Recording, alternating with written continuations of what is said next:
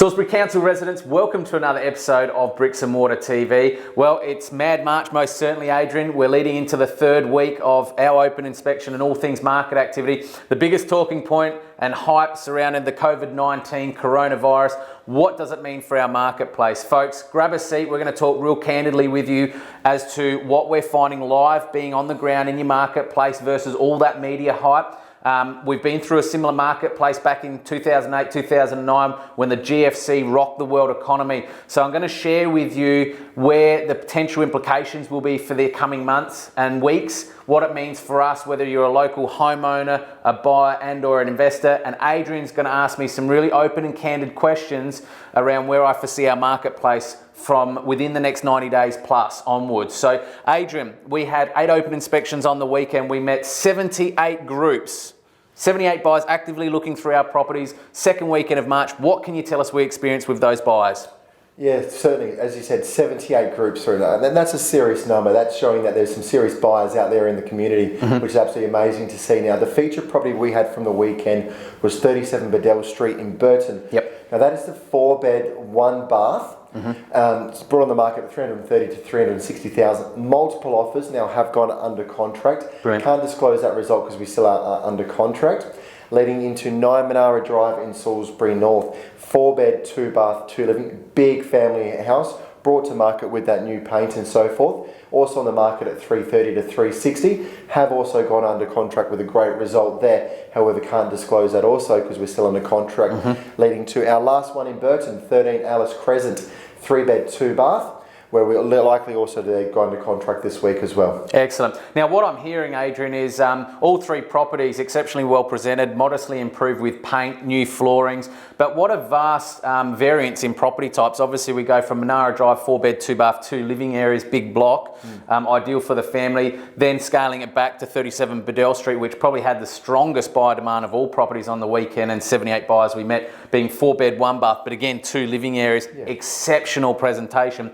But great to see good interest and firm interest from first home buyers and the astute investor and downsizer that's out there in 13 Alice Crescent, which is that 3-bed, 2-bath, 1 living area, open plan kitchen, dining, living, villa style home. So folks, 78 groups, 8 open inspections. So on average, just under 10 groups coming through each one of those open inspections that we held on the weekend is telling me that the buyer demand is there irrespective of this whole coronavirus and hype. People are always going to base their decision on what is best for their family's needs. Yeah? And you would agree, Adrian, if we're receiving multiple offers on a property as we did on the weekend, what does that tell you? Oh, the buyers are out there, without doubt. They're serious buyers. Yep, the demand is still there and the competition most certainly there. Now let's talk about why that competition is occurring. We've been saying it for many, many months now. The property market has been heavily undersupplied, nearly 11% of properties available for sale in Salisbury Council region. What we're finding is that that's still the case. Typically, in our experience, Adrian, you would agree, there's always the same volume of buyers that frequent the marketplace and base their decisions on their family needs. Obviously, what makes it influence whether there's more or less buyers is by how many properties are on the market. If there's more, it feels like there's less buyers. And if there's less homes on the market, you experience what we did on the weekend. Exactly. So folks, the signs are really good. Now, Adrian, we are meeting with a lot of sellers at the moment that are using words like, Chris, Adrian, we're going to hold off bringing our home to market because we want to see what the effects of this coronavirus is, what happens with the economy. What would be some tips that you would have for potential homeowners and sellers that are having that sort of game plan and strategy? Yeah, I guess the first thing I'd be really recommend doing is seeking advice from a qualified real estate agent that's been through a similar time before. So as you know, Chris, you've been through this period before in the GFC period. You can only assume that this is going to be the same sort of play out? Yeah, absolutely. Really good question. And you've hit the nail on the head, Adrian. That's a good question. If you're interviewing agents right now, ask them that question. Have you ever been through a similar economy or marketplace effects? But what I can tell you, folks, is similar to the GFC, we had a 30 to 60 day window of prime selling time where there was all this economic stuff happening, all this media happening surrounding the GFC. Those sellers that were on the market for the first 30, 60 days of those effects actually took full advantage of the marketplace because the market was undersupplied. From 60 days onwards, we started to see panic. People were cashing out of the share market as they've done in the last few weeks. People cashing out of the marketplace because everyone's assumption normally is, I'm going to put money in the bank, sit on it, collect dust on it, and hopefully just play the safe cards. What we found with the GFC market, Adrian, is that after 90 days, no one can influence that marketplace or control the supply, but we did see a significant amount of supply come onto the market after the full effects of the GFC had been already recognised. So what that meant is those sellers that were essentially holding on and basing their decision on what the marketplace and economy may or may not do were actually more so adversely affected after the fact. So as I always say, if you're a homeowner and seller, base your decision best on your family circumstances. Because in any marketplace, there's opportunity, whether you're upsizing, downsizing, you're buying, you're selling, it's all in the same marketplace. So yeah, a really good point. We have experience in a similar marketplace, folks. So if you've got some plans in 2020 and you're hitting the pause button, or you just want an update on things and a real life snapshot of where things are sitting, get in touch with us. I can share with you real transparently that experience that we've got. Be assured, folks, we're seeing stable and consistent signs out there. Adrian, I know we've spoken in a previous video about the share market and what's happening there, but you'd have to agree, mate, we're getting more demand because people feel safer and secure in property because it's a tangible asset, yeah? Well, exactly right, and it's the old Zig and Zag comment where people start zigging, people start zagging. Correct. So when you see a lot of people selling houses, there's also a lot of people buying houses. Correct. So that's one thing to be really mindful, that just because you're selling it in a tough time doesn't mean there aren't people buying there. I can tell you now, I'm certainly one of those people that look to buy in these sort of markets, so certainly one to be mindful of. Absolutely. In any marketplace, it's how you look at it. We see this as an opportunistic marketplace, and I love that analogy. A good mentor and a successful person that we know of, when everyone zigs, he zags the opposite direction. So, if everyone's selling, he's buying. If everyone's buying, he's selling. So that's a classic example right now, is that everyone is buying, but there's not enough stock to sell. So do the opposite to what everyone else is doing. Play the long-term game and you always come out on top. But I guess at the end of the day, there is confidence in the marketplace. And I like the fact that buyers are coming through, that we're meeting on a weekend basis, and they're basing real confident decisions on their family's circumstances.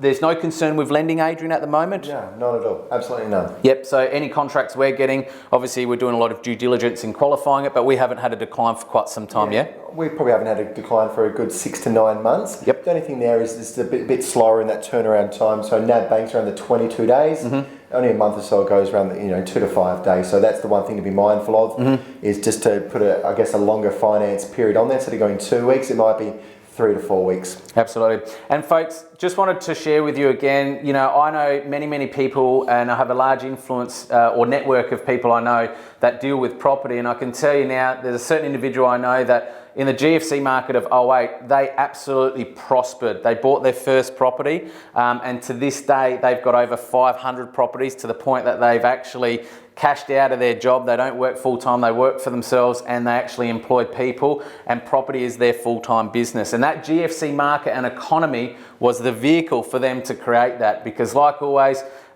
you buy when the market potentially bottoms out and you ride the wave up, not on the way down. Exactly. So Adrian, over to you now. You're going to ask me some real candid questions, I guess, for our viewers out there about, the state of the current marketplace in light of what we've just shared and past experience. Yeah, I guess the first question to ask there is the investors. What do you foresee the investor doing in the next 30 to 90 days? Absolutely. So I'm finding, obviously we have a property management division. I've had a number of our landlords reach out to me and ask that exact question. What should we do? As I always say with any investment, I'm not giving financial advice, but play the long-term game. Obviously, if you've bought a property in a short period of time, you think I'm going to cash out to play the safe card, I'd highly encourage not to do that, because buying and selling in a short period of time, break even's kind of a best case scenario. But again, if you're a astute investor, I'm looking at opportunities out there right now myself. I'm going to put some capital on the line to hedge my bets, because I can only see that the market, once this is all behind us, is going to continue flowing the way that it is. We're seeing more and more investors who have been scared by the share market and superannuation now looking at, again, coming back into bricks and mortar because it's not as volatile. I've never seen a 30% correction in the property market as we've seen in the share market. So signs are good. hold through, we'll get there, and it'll be a stable, consistent, steady market. No, brilliant. Now, you also mentioned before that if you are looking at selling in this sort of period of marketplace similar to the GFC, you mentioned seeking advice from a qualified real estate agent that's been through that period. Any other tips or advice that you'd give anyone that's looking at selling in this market? Yeah, most certainly. Look, I've just met with a few sellers this week that were looking to do things from probably July onward. We've actually brought those plans forward to accelerate favourable selling conditions right now because, again, from July onwards, we don't know what the supply conditions will be like and the full effects of this COVID-19 virus. So I want them to take full advantage of undersupply, strong demand now. So what we're doing and what we did there is we just looked at real openly what was on the market right now like their home. We identified there was little to nothing like their home. So I said, folks, it's your call, base your decision on your family circumstances first, and if July onwards is best for you, that's great. But if you could bring it forward, it's going to be more favourable selling conditions because there's not one property like yours on the market right now, yet there's that same volume of buyers that are floating through the marketplace. Now, would that be similar same if you're buying? What would you recommend for a buyer through this period? Plain and simply, as the 78 buyers we met on the weekend, there wasn't one talk about the coronavirus, there wasn't one talking about the economy, there wasn't one talking about how they've been hurt in shares or superannuation. They were purely out there making bold and really, conclusive decisions to that of their needs. The sun will rise, folks. We will breathe tomorrow. Like, life will go on as we know it. I think the main thing is you've got to base your decisions on what's best for yourself. And the worst thing I believe we can do as an Australian economy is just to not spend. Correct. Like, you're actually influencing a terrible economy. Keep spending, keep doing your daily things, supporting a local business, buying that coffee, getting out there. If you've got money saved for property, still go out there and aspire to buy property. Just keep going the way we do about life, as we are. Brilliant. Now, I guess this is a bit more of a candid question, but I actually had a vendor reach out to me last week and go, Adrian, got a question for you as the real estate agent. Should I hide my toilet paper? And I guess, Chris, what would you be recommending people that would come through and home? Yeah, wow. I mean, this is just the idiocy, the stupidity of all of this, I guess. But, just know, folks, we're taking appropriate precautions and steps to minimise risk. We are treating the COVID-19 virus very seriously, but we are still trying to influence the Australian economy. We're still trying to help sellers. We're still trying to help buyers that are out there buying at the moment. So we're still playing that middle card to bring everything together. But most certainly we're taking appropriate precautions to prevent any influence into this virus. We're being very diligent how we're running opens and viewings and numbers through. So everyone's well protected. Absolutely. Anything else you'd like to add? I guess any facts or information or tips or anything that we sort of haven't sort of covered? Yeah, as I said, folks, it's really just about looking at the market closely, probably a little bit more so than ever before. But number one, switch off from the media. I know I've flicked the Channel 9 and 7 news off. We're no longer watching that because there's always positive stories, but the media unfortunately is not sharing that. So that's just the step I'm taking myself to prevent my mindset to best represent our clients going forward. Social media is a big influencer on all things, so I'm just self-medicating and minimising that. And I'm really just being super present with what a seller's and buyer's needs are more so and their circumstances than all this commotion and noise. But more importantly, it's a great opportunity for us to reflect as Australians and our true way of life, to band together and to dig deep as the Australian way goes and back each other and just keep going about life as you should and just spend money. Like, small to medium businesses are the backbone of our economy. We are a small to medium business. We need to keep the wheels in motion. We need to keep people employed. So I think the worst thing people can do is hide in their shell. Yeah, brilliant. And also, just to elaborate on that, it was only a few weeks ago in the scheme of things that we're all banding together as a local community and state to really give to people affected by the bushfires. And I guess when you see people going to the supermarkets to fight over toilet paper and necessities, you go, what have we come to? Exactly. So, and that's disappointing to see. I know that I personally went to the supermarket yesterday with my wife, that she certainly did also take some stuff out of our trolley to give to others that probably needed a bit more than what we did. So certainly in times like this, is band together and just support each other. It's probably the best thing that we can do. Absolutely. Kindness and love is something we don't give enough of. So the more we can do that during this tough time, we will get through this, Australia. We will become stronger by this and better for it. But, you know, the way of life just needs to continue on. And that's the way we're treating business. We're selling, buying, investing in property management services. We're still here, folks. Reach out to us. Nothing's changing for us. It's business as normal. It's economy as normal. It's marketplace as normal. Adrian, let's get on to some positive news. Salisbury Council, let's talk about some great things that are happening right now. Obviously, a lot of events have been cancelled for obvious reasons, precautionary steps, but what are 2 local things you can share with us? Mate, this has been, I never thought in my life I'd celebrate roadworks being completed, but to see that Northern Connector actually open now to the general public is absolutely fantastic.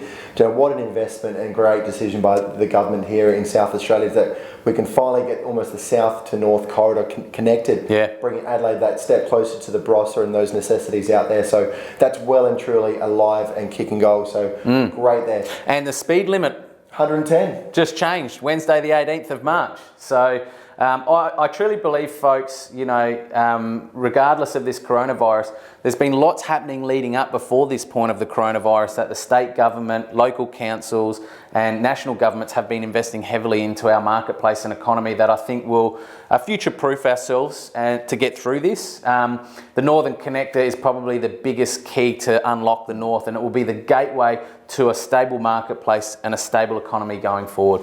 Brilliant. And also local spending, we're seeing more local businesses popping up in the market. I know that as you head down Phillip Highway towards the city, you got a new coffee shop. So first things first is just open up there. That's their second store. Yep. So a huge shout out to James, one of the owners down there, who does an absolutely amazing coffee. Yes. So supporting local business. I know that on my head home, I usually swing past there on the way home just to grab a coffee. Beautiful. Support a local business, and that's one thing that we can do in this tough time at the moment. I drive past there every morning on the way through to the Brahma Lodge gym. Again, supporting a local gym as a member myself, but great to see that place, who's just opened their doors this week, absolutely jam-packed, cars lining up. So folks, thanks for tuning in to another episode of Bricks and Mortar TV. If you've got any questions regarding the state of the current market, or you just want a confidential conversation with Adrian and I about where we foresee things in the not so distant future, please reach out to us directly. But for now, band together, Australia, back each other, make some sensible decisions, and until the next episode,